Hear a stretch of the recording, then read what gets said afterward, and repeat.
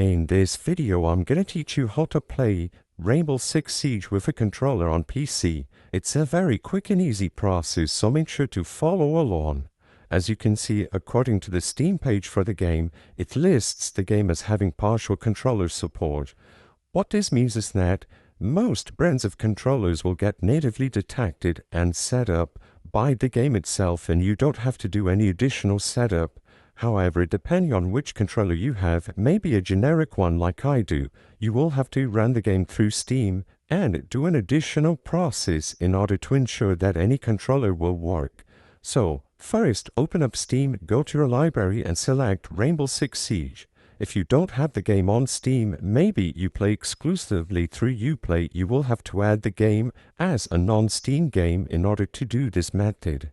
So after you add the game to Steam, select it on your library and click the settings icon over here, go into the properties and then click controller properties. What you have to do is make sure that Steam input is enabled for all types of controllers. You can also head into the controller general settings to double check that Steam input is enabled for your type of controller, and you can begin testing your inputs. Make sure that all of them work and double check to see if your controller is being detected by Windows and Steam.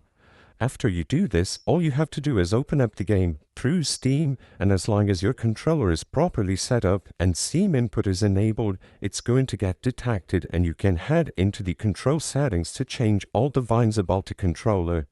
I hope I was able to help you on how to play Rainbow Six Siege with a controller on PC. If this video helped you, please be sure to leave a like and subscribe for more quick and easy tips. Thank you for watching.